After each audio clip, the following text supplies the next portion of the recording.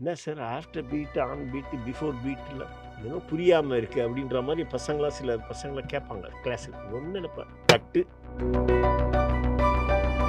பின்னணி சீன்லேயே அவர் எப்படி அந்த சாங் போட போகிறாருன்னு பின்னணி சீன்லேயே எடுத்துகிட்டு வந்துட்டார் அந்த தீமை.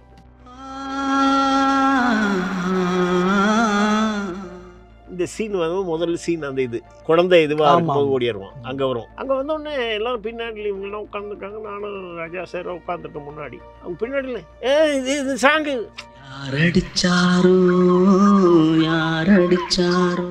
அப்படின்னு நான் பண்ண பின்னணி இசையில் டிங் டிங் டிங் டிங் டிங் டிங் டிங் டிங் டிங் ரா அப்படின்னு நிறைய இடத்துல போட்டிருப்பார். அப்போ புறா ஷாட் இன்னும் திறந்துன்னு வருது, இன்னும் வெளியே மழை எழுதியிருக்காங்க. அப்போ நம்ம அந்த இடத்துல எந்த மியூசிக்கில் இது திறந்து உள்ளே வந்தால் நல்லா இருக்கும். இன்னும் லிப்பே கிடையாது பாட்டு. இந்த பாட்டு லிப்பே கிடையாது. அதில் ஒரே லிப்பாக வர்றது அந்த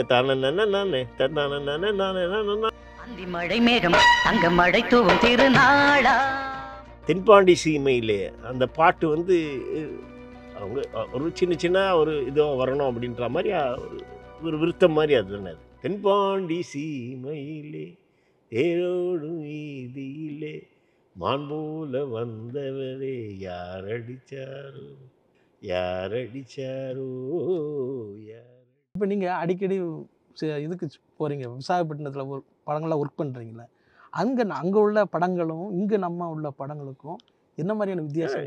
இங்கே சில பேர் நான் சொன்ன மாதிரி சில பேர் பண்ணுறாங்க. பசங்கள்லாம் யங்ஸ்டர்ஸ்லாம் சில பேர் வேறு விதமான இதுதான் பண்ணிகிட்டு இருக்காங்க. கேரளாவில் என்னன்னா ஒர்க்கிங் இதுவே வந்து வேறையாக இருக்குது நமக்கு. எப்படி சார்? சாதாரணமாக இங்கே வந்து நம்ம வந்து ஒரு ஃபிலிம் மேக்கராக இருக்கவங்க இதெல்லாம் வந்து சாதாரணமாக ஒரு டீ கடையில் குடிச்சிட்டுலாம் பண்ண மாட்டாங்க. அவங்க வந்து எங்கே வேணும் நாங்கள் உட்காந்துட்டு புட்டு சாப்பிட்டுட்ருப்போம். அது பார்த்திங்கன்னா எதனா ஒரு குடிசை ஒரு சின்னதாக இருக்கும், அங்கே உட்காந்து புட்டு சாப்பிட்டு வந்து எடிட்டிங்க்கு வந்துடுவோம், இல்லை ஷூட்டிங் கூட அப்படியே தான் இருக்கும். பெருசாக சாப்பிட்றன்ற ஒரு விஷயத்த ஒரு கேரவன்ன்ற விஷயங்கள்லாம் கிடையாது, புரியுதுங்களா? பெருசாக கேரவன்ற ஒரு தனியாக உட்காந்துட்டு அங்கே சாதாரண சீரியலே கூட நடக்கும். அங்கே நடந்துனே இருக்கும் சீரியல் ஷூட்டு, இங்கே நடந்துருக்கும் சீரியல் ஷூட்டு. அந்த ஆக்ட்ரஸோ யாரோ ஒரு நடிச்சிட்ருக்காங்க. அதில் அவங்க பாட்டு ஈஸியாக வந்து உட்காந்துட்டு அவங்களே சேரை எடுத்துகிட்டு வந்து உட்காந்துட்டு விட்டுட்டு உட்காந்துட்டு தண்டுறாங்க. ஸோ அந்த நிலைமை அங்கே இருக்குது. இங்கே அதே வந்து இங்கே வந்து கொஞ்சம் லெவல் ஜாஸ்தி, கேரவன் கலாச்சாரம் அதிகமாக. அது வந்து அவங்க என்ன சொல்லுவாங்க, ப்ரொடியூசர் சொல்லுவாங்க, இல்லை சார் அவங்களால நாங்கள் சம்பாதிக்கிறோம் அதனால் அவங்களுக்கு கேரவன்லாம் கொடு, அது கொடுத்துக்கோங்க. நான் சொல்கிறது எங்கே வந்து உங்களுக்கு பட்ஜெட் போயிட்டுருக்குன்றது. அண்ட் தென் இன்னொன்று வந்து ஸ்கிரிப்ட் வைஸ் அவங்க இன்னும் கரெக்டாக இருக்காங்க. இப்போ நான் எடிட்டிங் போகிறேன், சீன்ஸ் ரிமூவல்ன்றதே இருக்காது.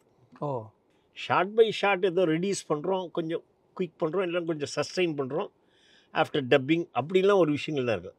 ரிமூவல் கிடையாது. பர்ஃபெக்டாக ஸ்க்ரீன் பிளே திரைக்கதை கரெக்டாக இருக்கும். இப்போ மாத்திரம் இல்லை, எப்போவுமே பத்மராஜனோ பரதனோ எம்டி வாசுவினர் கரெக்டாக இருக்கும். கரெக்டாக பண்ணோமா எடிட் பண்ணோமா 2.5 மணி நேரத்துக்கு வரும் கரெக்டாக. எவ்வளோ எடுத்திருப்பாங்க பார்த்தீங்களா? 16 மணி நேரம் எடுத்திருப்பாங்க டோட்டல் ஃபிலிம். 16 மணி நேரம் தான் இருக்கும் ரஷ். நமக்கு வர ரஷ்ன்னு சொல்கிறோம் இல்லையா? ஆமாம் ஆமாம். அந்த ரஷ்ஷு வந்து பார்த்திங்கன்னா 14 மணி நேரம் 16 மணி நேரம் எடிட் பண்ணால் அழகாக 2.5 மணி நேரத்தில் முடிஞ்சிடும். ஆனால் நீங்கள் ஒரு முறை சொன்னீங்க ஒரு 3 நிமிஷம் பாட்டுக்கு 6 மணி நேரம்லாம் நடக்குது. இங்கே நடக்குது. இதை எப்படி நீங்கள் பார்ப்பீங்க? எங்கே கட் பண்ணுவீங்க? எனக்கு ஒன்றும் ப்ராப்ளம். எனக்கு பிகாஸ் அடிப்படை இது இருக்குது, இசை. அதனால் எனக்கு இந்த சாஃப்ட்வேர் வந்து எனக்கு ஆப்ரேட் பண்ண தெரியலன்னா கூட நான் சீக்கிரம் டக்குன்னு முடிச்சுட்டு போயிடுவேன். ஏன்னா இப்படி பண்ணணும்பா, இது பண்ணணும், இதை வச்சுக்கோங்க அப்படின்னா. ஆனால் அந்த 6 மணி நேரத்தில் இவங்களுக்கு இந்த பேசிக் தெரியாதனால ஆப்ரேட்டராக இருக்கிறதுனால என்ன பண்ணுவான், திருப்பியும் 6 மணி நேரம் ரஷ்ஷை பார்த்து எடிட் பண்ணுறதுக்கு கிட்டத்தட்ட 6-7 நாள் எடுத்துக்கிறாங்க. அது சாதாரண நடக்கிற சமாச்சாரம் தான் நம்ம சொல்லணும். நான் என்ன பண்ணுறேன்றது முக்கியம் இல்லை. எனக்கு இது இருக்கிறதுனால எனக்கு இது ப்ளஸ் பாயிண்ட்டு. இந்த சாஃப்ட்வேரு இந்த சமாச்சாரம் ப்ளஸ் பாயிண்ட், டக்குன்னு முடிச்சுட்டு போயிடலாம். ஆனால் இவருக்கு இந்த விஷயம் தெரியாதனால எவ்வளோ குயிக்காக பண்ண வேண்டிய இந்த விஷயத்தை சிஸ்டத்தில் வச்சுக்கிட்டு திருப்பியும் 7 நாள் 8 நாள் எடுக்கிறாங்க. இன்னொன்று ஏன் அவ்வளோ வருது எடுக்கிறாங்க சாதாரணமாக சொல்லியிருப்பேன் நான். சவுண்டு என்னப்பா கிளாஸில் சொல்லும்போது சவுண்டு என்ன ஆடியோ எவ்வளோ, பாட்டினுடைய ஆடியோ எவ்வளோ, 3.5 நிமிஷம் இல்லைன்னா 4 நிமிஷம் இவ்வளோ தான் இருக்கும். இல்லைன்னா மிஞ்சி மிஞ்சி போச்சுன்னா 4.5 நிமிஷம் அப்படி இருக்கும். எவ்வளோ எடுக்கிறாங்க அப்படின்னு கேட்டேன். ரஷ் எவ்வளோ வருது? ஏன்னா ரஷ்ஷெல்லாம் வச்சுருக்கேன். 7 மணி நேரம் 8 மணி நேரம் இருக்கும். 7 மணி நேரம் 8 மணி நேரம் நான் பார்க்குறேன். 7 மணி நேரம் 8 மணி நேரத்தை நான் பார்க்குறேன். இப்படி எடுத்துட்டாங்களே நம்ம என்ன பண்ணுறது, அப்படி போகல, அதுக்குள்ளார போயிடுறது. 7 மணி நேரம் 8 மணி நேரத்தை பார்க்குறது 3 நிமிஷத்துக்கு 3 நிமிஷத்துக்கு எப்படி அந்த ஷார்ட்ஸை நான் உள்ளே எடுத்துகிட்டு வரலாம். இன்னொன்று சாதாரணமாக இப்போ எல்லா படங்களும் பார்த்தீங்களா லிப் இருக்காது. லிப்புக்கு பாடியே இருக்க மாட்டாங்க. அதனால் அவங்க என்ன சொல்கிறாங்களா, டான்ஸ் மாஸ்டர் என்ன சொல்கிறாருன்னா, இவங்களும் டைரக்டர் என்ன சொல்கிறாங்க, ரேண்டமாக எடுத்துக்கிறேன் சார், ரேண்டம். அப்போ ரேண்டம்னா இங்கே வந்து அந்த ரேண்டம்னுக்கு வந்து எடிட்டருக்கு அந்த ரிதமோ எதுவோ தெரியலன்னா அவன் என்ன பண்ணுவான், அவனும் ரேண்டமாக பார்த்துக்கிட்டே உட்காந்துருப்பாங்க. அப்புறம் டான்ஸ் மாஸ்டர் வந்துடுறாரு எடிட்டிங்கு. நம்ம இதில் வர்றதில்ல. ஃபைட்டும் அப்படியே தான். எவ்வளோ காம்பேக்டாக முன்ன பண்ணாங்கன்ற ஒரு விஷயத்த இப்போ வந்து ரேண்டமாக எடுத்து பார்த்துக்கிட்டு சார் கேமரா இந்த ஆங்கிள் அந்த ஆங்கிள் இந்த ஆங்கிள் அந்த ஆங்கிள் எடுக்கலாம். Very rare. ஏதோ ஒரு ஆக்சிடென்ட் சீன் எடுக்கிறோம் வச்சுக்கோங்க, ஒரு ஜீப் அங்கேருந்து வந்து அப்படி வந்து மேலே போய் அதுக்கப்புறம் கீழே விழுந்து பஸ்ட் அவுட் ஆகுது, அது இன்னும் டேக் பண்ண முடியாது. அப்போ இங்கே ஒரு கேமரா ஹேண்டில் பண்ணிகிட்டு இருக்காது. ஸோ சென்டரில் மேலே வந்தது இது பண்ணுது, கீழே வந்து ஒருத்தர் ஃபாலோ பண்ணுறாரு, கீழே வந்து உடையுது.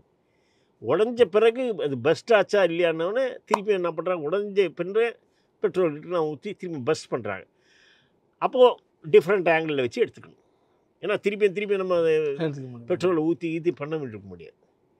அது மாதிரி ஆக்ஷன் சீன்ஸு இது மாதிரி. ஸோ சாங்கில் ஏன் நீங்கள் இவ்வளோ எடுக்கிறீங்க, அப்போ உங்களுக்கு புரிதல் வந்து கொஞ்சம் இல்லைன்றது அர்த்தம். இந்த மியூசிக்கு இவ்வளோ தான் ஷார்ட்டு அப்படின்னு எழுதிடணும். ஃபைட்டுக்கு இவ்வளோ தான்ப்பா, இவ்வளோ தான் போதும். அப்போ நீ ஏன் இந்த ஆங்கிள் அந்த ஆங்கிள் டாப் ஆங்கிள் எல்லா ஆங்கிள்லேயும் ஒரு பல்லவி எடுத்தாங்கன்னா பல்லவி ஃபுல்லாக இந்த ஆங்கிள் அந்த ஆங்கிள் இந்த திருப்பியும் சரணம் மியூசிக் எடுக்கிறாங்கன்னா இன்னும் மியூசிக் போட்டு எடுக்கிறதில்ல. வெரி ரேராக தான் இப்போ டான்ஸ்லலாம் வருது. நான் சொன்ன மாதிரி லிப்பு தான், மாண்டாஜஸ். பொரி சாப்பிடுவாங்க, இது சாப்பிடுவாங்க, ஐஸ்கிரீம் சாப்பிடுவாங்க, எல்லா படத்துலையும் வந்துட்டுருக்கோம். கடற்கரையில் உட்காந்துருப்பாங்க, அப்புறம் எதனா பபுள் பூன்னு ஊதுவாங்க, இப்படிலாம் இருக்கும். ஸோ அந்த மியூசிக்குன்னு இருக்காது, அந்த லிப்புக்குன்னு இருக்காது. அப்போ விஷயம் தெரிஞ்சவங்களாம் அந்த எடிட்டரு கொஞ்சம் இலக்கியம் படிச்சிருக்கணும், கொஞ்சம் கவிதை வாசிச்சிருக்கணும், அதெல்லாம் கொஞ்சம் நாலேஜ், நாவல்னா ஷார்ட் ஸ்டோரிஸை வாசிச்சிருக்கணும். இது மாதிரி மியூசிக்கில் கொஞ்சம் பெருசாக நமக்கு நான் முன்னாடி சொன்ன மாதிரியா மேடையில் உட்காந்து பாடுறதுக்கோ நம்ம வாசிக்கிறதுக்கோ நம்ம வேண்டாம். நமக்கு நம்ம சோலுக்கு இந்த உயிருக்கு தெரியுது ஒரு விஷயம். அப்படி பார்க்கும்போது அதில் பார்க்கும்போது எந்தெந்த ஷார்ட்ஸ் எடுத்துக்கலாம், என்ன அப்படி பண்ணானா இப்படி பண்ணானா ஊன்னு சொன்னானா அப்படி சொன்னானா, அந்த ஷார்ட்ஸை எங்கேருந்து செலக்ட் பண்ணான், அவன் ஒரு பர்ஃபார்மராக இருக்கணும். ஒரு நாள் இளையராஜா சார் சொன்னார், பல படங்களுக்கு லெனின் வந்து பாதி சீன் பண்ணிடுவார் ஆமாம் அப்படின்னு சொன்னார். இப்போ வந்து நாயகன் படம் வந்து நிறைய எடுக்கப்பட்டதாகவும் நான் கேள்விப்பட்டேன். அதான் அவரே சொல்லியிருக்காரு, முக்தா சீனிவாசனே சொல்லியிருக்காரு. அவர் முக்தா சீனிவாசன் பையன் அப்போ. ஆமாம், அவர் தான் நம்ம ஸ்டுடியோவில் வந்து அது சொல்லியிருக்காரு. அப்போ அவர் இது பண்ணும்பொழுது பார்த்திங்கன்னா அந்த தென்பாண்டி சீமையிலே அந்த பாட்டு வந்து அவங்க ஒரு சின்ன ஒரு இதோ வரணும் அப்படின்ற மாதிரி ஒரு விருத்தம் மாதிரி அது தானே. அது ஒரு இது முடிஞ்சிடும், ஒரு பிஜிஎம் வரும், இல்லைன்னா ஒரு பிஜிஎம் பிகினிங்கில் ஆரம்பிச்சிருக்கோம், அப்புறம் அந்த விருத்தம் மாதிரி ஒன்று. அது வந்து அவங்களுக்கு அவ்வளோ இதுவாக இல்லை. அது வந்து இன்னமும் ஒரு நம்ம ஊர் மாதிரியா இருக்கே அப்படின்ற மாதிரியா. எனக்கு என்னன்னா, எனக்கு ஃபுட்டேஜ் ஜாஸ்தி இருக்குது ஏற்கனவே படம்.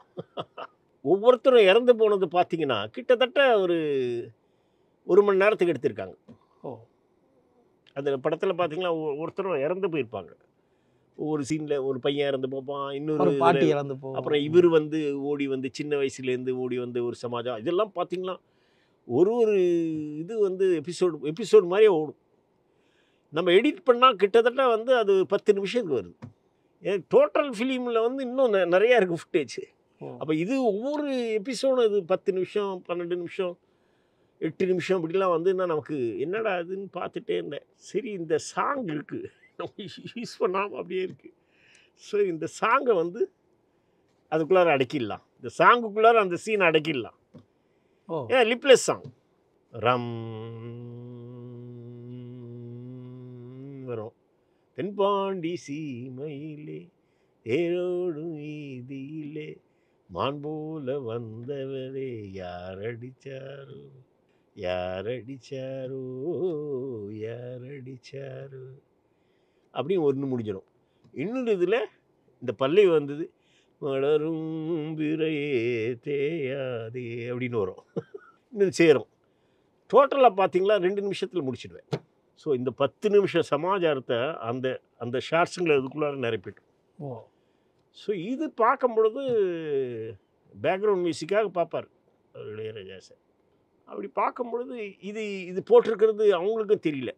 கமல்ஹாசன், மணிரத்னம் இதுக்கெல்லாம் இவங்களுக்கு, ஏன்னா அது வேண்டான்ற மாதிரி அந்த இடத்துல பின்னணி இசை இது பண்ணிக்கலான்ற மாதிரி தான் அவங்களுக்கு. இந்த பாட்டே வேண்டாமே, இந்த பாடலாகவே வேண்டாம், இது வேற ஒரு மாதிரி ஃபோக்காக இருக்குல்ல.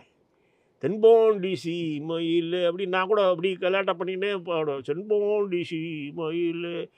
அப்புறம் கமலில் கூட எதோ பாடியிருக்காரு.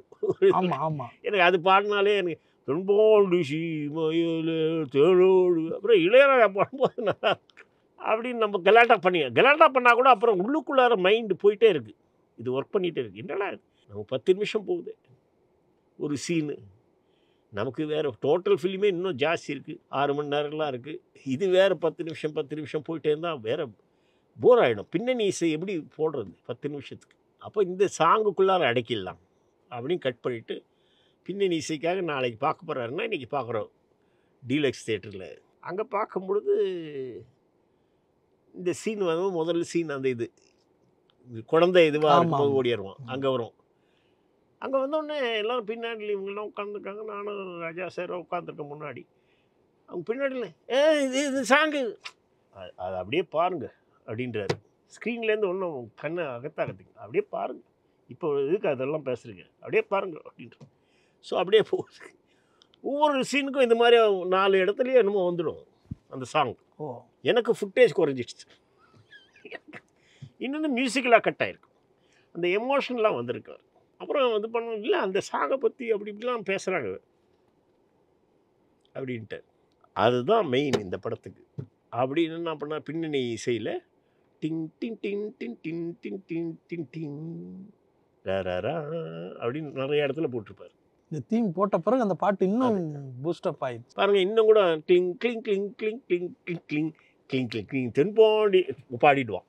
ஆனால் பின்னணி இசையில் அவர் அதை போட்டிருப்பார். இந்த பாட்டுனால தான் எனக்கு பின்னணி இசைக்கே கூட ஒரு ஐடியா வந்தது. இந்த இதை வச்சுக்கிட்டு தான் பல இடத்துல பாருங்கள். ஆமாம், இப்போ தனியாக நீங்கள் அந்த ட்ராக் இது பண்ணி பார்த்தீங்களா, அந்த ஆர்கெஸ்ட்ரேஷன் இதெல்லாம் அதை ஒட்டியே போகும். ஈவன் பெரிய ஆக்ஷன் சீனில் பார்த்தீங்களா கூட இந்த தீமும் அப்படி உள்ளுக்குள்ளார வரும். மேலேருந்து விழுவா, அந்த புடவையை கூட பிடிச்சி இது பண்ணுவார். அப்புறம் அப்படின்னு போகும்போது இந்த தீம் வரும். ரிசர்ச் பண்ணுறவங்களுக்கு அது தெரியும். பிஹெச்டி பண்ணுறாங்க வச்சுக்கோங்க ராஜாவுடைய பின்னணி இசையை. அப்போ அந்த பிஹெச்டி பண்ணுறவங்களுக்கு தெரியும், ஓ இது எடுத்திருக்காரு. இப்போ கூட நம்ம இவங்க படம் ஒரு ஷார்ட் ஃபிலிம் பண்ணியிருக்கோம், நம்ம ஆக்ட்ரஸ்ஸு நம்ம தேவயானி. அதில் கூட முதல்ல நான் சொன்ன ஒரு மாண்டேஜ் இருக்குது அதில் கொஞ்சம், அதில் நிச்சயமாக ஒரு சாங் போடுவார் அப்படின்ட்டு. அப்போ அவர் பின்னணி இசை வாசிக்க ஆரம்பிச்சிட்டார். போயிட்டுருக்கு, அவ்வளோ முடிஞ்சு போச்சு. இந்த இதாக இப்போ மாண்டேஜ் இருக்கு இல்லையா, 1.5-2 நிமிஷத்துக்கு, அதுக்கு என்ன பண்ணிட்டார், சாங் போட்டார், அவரே எழுதிட்டார். இந்த சின்ன பொண்ணுக்கு என்ன சந்தோஷம் அப்படின்னு. ஆனால் இது என்ன பிளான் பண்ணியிருக்காருன்னு கொஞ்சம் ரிசர்ச் பண்ணுறவங்களுக்கு தெரிஞ்சிட்ருக்கும். பின்னணி இசையிலேயே அவர் எப்படி அந்த சாங் போட போகிறாருன்னு பின்னணி இசையிலேயே எடுத்துகிட்டு வந்துட்டார் அந்த தீமை. கிளிங் கிளிங் கிளிங் கிளிங் கிளிங் கிளிங் அப்படின்லாம் போகும். அது ஒரு குழந்தைத்தனமான ஒரு சமாச்சாரம் தான், அந்த குழந்தைக்கு தான். ஸோ அதில் வரும்போதே பார்த்துட்டிங்கன்னா, ஸோ பின்னாடி இவர் சாங் போட போகிறாருன்றது அவர் பிளான் பண்ணியிருக்கார். அந்த ஈவன் ஒவ்வொரு இது இருக்குது இல்லையா, ஒரு பேங்குன்னு சொல்லுது இல்லையா, இப்போ பேங்க்னா ஆமா. பண்ணிடும். அதில் ஒரு சின்ன பொண்ணு தான் கிளிங் கிளிங் கிளிங் ப்ளம் ப்ளம் ப்ளம் அப்படின்னு எல்லாம் வரும்.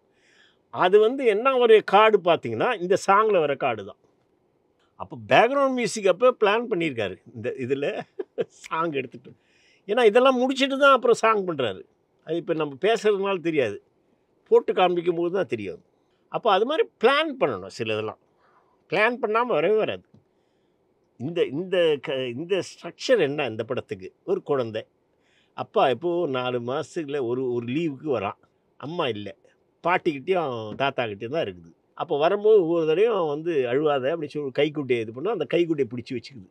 அது மாதிரி அப்பா கைக்குட்டையை நிறைய சேர்த்து உள்ளே வச்சுருக்கு. இதுதான் கதை. அப்போ இதில் சீன்ஸ் எப்படி வருது அப்படி பார்க்கும்போது என்ன குழந்தைத்தனமான ஒரு சமாச்சாரம். அப்போ ஒரு குழந்தைத்தனமான சமாச்சாரத்துக்கு என்ன மாதிரியா அதில் பின்னணி இசை வரலாம், என்ன மாதிரியா சாங்கை வரலாம். அப்போ பெரிய ஆள் பாடியிருந்தா கூட அந்த ஒரு பெண்ணு தான் பாடுறாங்க, சுவிதா இவங்க தான் பாடுறாங்க. அதான் பாடும்போது கூட அது வந்து ஒரு குழந்தைத்தனமாக தான். இந்த சின்ன பொண்ணுக்கு என்ன சந்தோஷம், அதனுடைய பாயிண்ட் ஆஃப் வியூவில் தான் வருது பாட்டு. பறவைகள் பறக்குது, பீச்சில் போய் எடுத்திருக்காங்க, புறாக்கள்லாம் பறக்குது. அப்போ ஒரு காக்காவும் ஃபோர்கிரவுண்டில் பறந்து போகுது. ஸோ அதை வச்சு பறவைகளாக நான் பறந்து போகும் அப்படின்னு இன்னும் ஒரு விஷயம் வந்துடுது லிரிக்கில், அந்த மியூசிக்கலாக வருது. அப்போ நம்ம அந்த மியூசிக்கை முதல்ல ஒரு மாதிரியா இருந்தது, ரிதமிக்காக இல்லை. அப்புறம் நம்ம திருப்பி அந்த மியூசிக்கை எடுத்துகிட்டு வந்து போட்டு சாங் மாதிரியே கட் பண்ணிட்டோம் ரிதமியாக. பிகாஸ் இந்த விஷயம் தெரிஞ்சதுனால அது என்ன ஆஃப்டர் பீட்டில் வருதா, பீட்டில் வருதா, ஆன் பீட்டில் வருதா.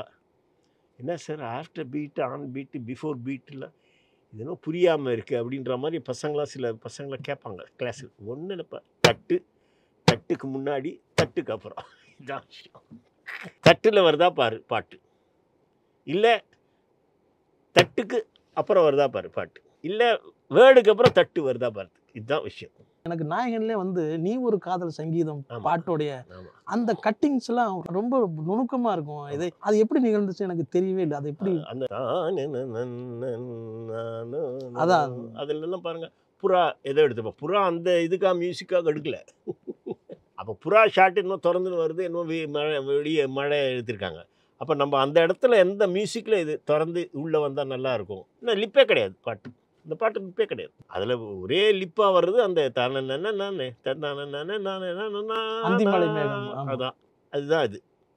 மற்றபடி எல்லாமே பிஜிஎம் டைப் ஆஃப் இது. ஆனால் அந்த பிஜிஎம் கூட எப்படி நமக்கு கட்டாயி வரணும். அதே மாதிரி தான் நமக்கு அந்த தெலுங்கு படம் மணிரத்னம் பண்ணது, நம்ம நாகார்ஜுனா நடித்தது, தமிழில் கூட இதயத்தை திருடாதேன்னு ஒன்று, அது தமிழில் அப்படியே டப்பிங்.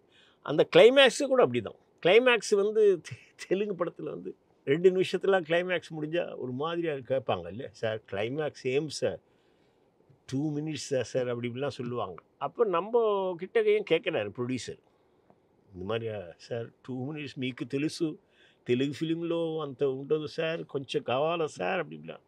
அவர் மாத்திரம் மணிரத்னம் அப்படி சொல்லிட்டாங்க. சரின்னு சொல்லிட்டு நம்ம எப்பவும் ப்ரொடியூசர் என்ன சொல்கிறாங்களோ அதை கொஞ்சம் கேட்கணும் இல்லை. ஏன்னா அவங்க அது தெலுங்கில் எப்படியா இருக்கும் கிளைமேக்ஸ் அப்படிலாம் நம்ம பார்த்துருக்கோம். அந்த 2 நிமிஷத்தை கிட்டத்தட்ட ஒரு 8-9 நிமிஷம் ஆக்கிட்டேன். ஏன்னா திருப்பியும் போய் ஷூட்லாம் பண்ண முடியாது, அதையே ஸ்ட்ரெச் பண்ணி ஸ்லோ மோஷன் பண்ணி அவன் ஓடி வருது. இப்போ பாருங்க, நான் சொன்னோன்னே பார்த்தீங்கன்னா தெரியும், அவன் இறங்கி வர்றது, அந்த அந்த பேக் அப்படியே விடுறது க்ளோஸில் இப்படி தான் விட்டுருப்பாங்க. அது ஆமாம், பேக்ரவுண்ட் மியூசிக் அப்போது கொடுத்தாச்சு. அவர் இளையராஜா அதை பார்த்தா நம்ம நல்லா இருக்குங்களே அப்படி சொல்லிட்டு அவர் மியூசிக். அப்போ நம்ம நெகட்டிவ்ன்றது ஒன்று இருக்கும், நெகட்டிவ் கட்டிங்னு ஆகிடும். அப்போது அதுக்கு நான் நெகட்டிவ் கட்டிங் பண்ணலாம் அப்படின்னு இருந்தாலும் கொஞ்சம் நிறுத்தி வச்சுக்கோங்க, நான் சொல்கிறேன் அப்புறம் பண்ணுங்க அப்படின்ற மாதிரி சொல்லி, இல்லைனா பட்டு கட் பண்ணிவிடுவாங்க அந்த காலத்துலலாம், டக்குன்னு முடிச்சுடுவாங்க. அப்போ நம்ம பார்த்துட்டே இருக்கோம். பேக்ரவுண்ட் மியூசிக்கில் பார்த்தா கொஞ்சம் இடத்துல கரெக்டாக வந்து, கொஞ்சம் இடத்துல ரிதமிக்காக வேறு இதாகுது. அவங்ககிட்ட பார்த்துட்டே இருந்தேன் நான். ஏன்னா பின்னணி இசையெல்லாம் உட்காந்துருப்பேன் நான். இப்போ மாத்திரம் இல்லை, ஹிந்திலேருந்து நௌஷாத்து, லக்ஷ்யா பேர்லால் அவங்கெல்லாம் என்ன பண்ணாங்கன்றதை பார்த்ததுனால தான் எனக்கு இவ்வளோ அறிவு உண்டானது. அப்போ இதை பார்த்துட்டே இருக்கும்போது சரி கொஞ்சம் இதுவாக இருக்குது. அப்போ சவுண்ட் நெகட்டிவ், சவுண்ட் பாசிட்டிவ்லாம் போயிடுச்சு, ஸ்ட்ரைப் டேப் அப்போ தான் வருது.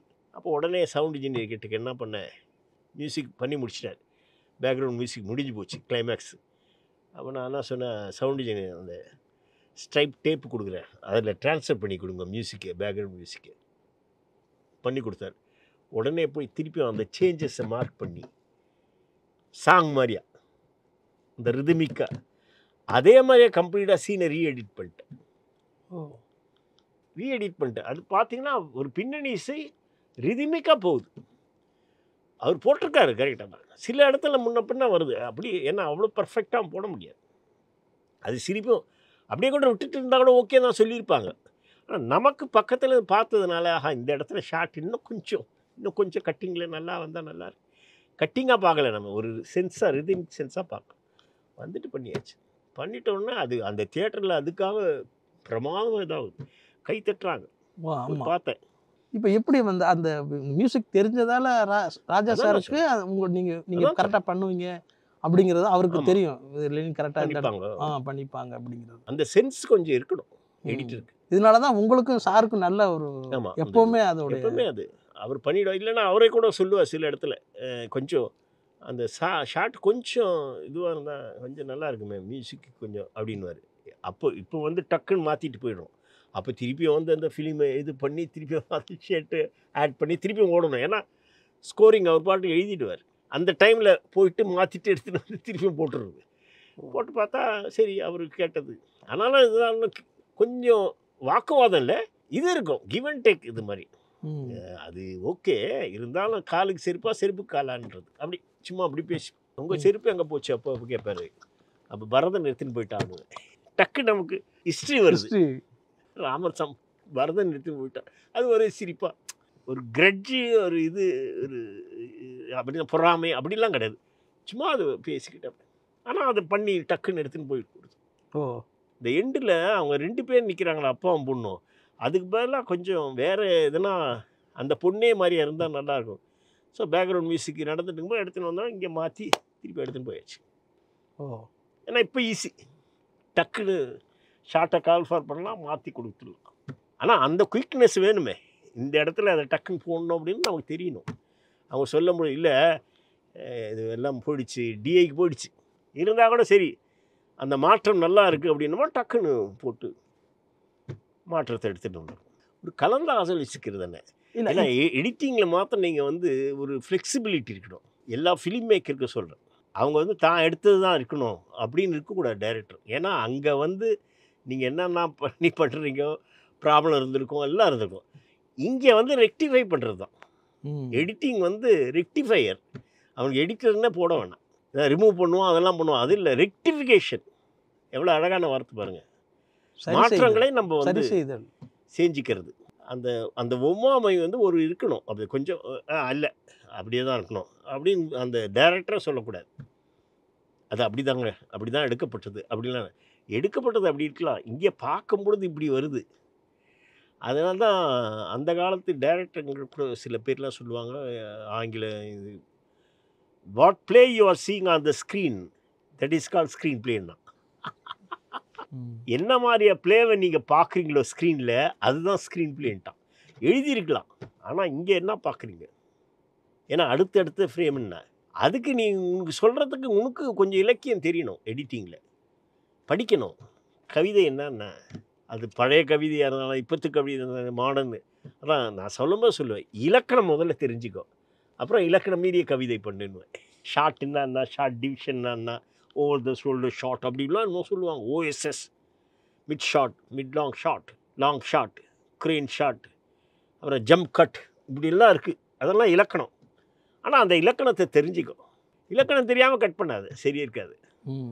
இலக்கணம் தெரிஞ்சு நான் இதுக்காக இந்த இடத்துல வாண்டடாக நான் ஜம்ப் கட் பண்ணுறேன் அப்படின்னு பண்ணிக்காம, அது இலக்கணம் மீறிய கவிதை. அப்படி தான் கவிதை வருது. அகழ்வாராய்ச்சிக்கு அகப்படாத புதை மணலில் புதையல்கள் புதைய வேண்டும் நானும், அவ்வளோதான். டக்குன்னு எழுதும். அகழ்வாராய்ச்சி ஒவ்வொரு அடியும் பார்த்துருக்கான் உள்ள, அதுவாக புதைஞ்சி வந்து காமிக்குது நான் இங்கே இருக்கேன்னு. அப்போ ஒவ்வொரு அடியும் நீ புதைஞ்சி பார்க்கலையே. அகழ்வாராய்ச்சிக்கு அகப்படாத புதை மணலில் புதையல்கள். யார் இது மாதிரி நிறைய பேர் புதைச்சி போய் கிடக்கலாம். புதைய வேண்டும் நானும் புதைய வேண்டும்ன்றது ப்ரோஸ் ஆர்டர். புதைய வேண்டும் நானும். இது வந்து நமக்கு எப்படி வருது அப்படின்னா, ஆஹா எனக்கு கடவுள் கொடுத்தா அப்படிலாம் சொல்ல முடியாது. நம்ம படிக்கிறோம். ஹைக்கு கவிதை எப்படி வருது, அந்த காலத்து கவிதை எப்படி, நான் காதலிருந்தும் கவிதை சொன்னேன் கட்டிலின் மேலே, அந்த கருணைக்கு நான் பரிசு தந்தேன் தொட்டிலின் மேலே. அது பாட்டு. அப்போ அதை கேட்கணும் இல்லையா? அந்த காதல் என்னும் கவிதை சொன்னேன். என்னையா அது கவிதை சொல்கிறாரு. அந்த கருணைக்கு நான் பரிசு தந்தேன் தொட்டிலின் மேலே. ஐயோ என்ன மாதிரியா மேட்டர்.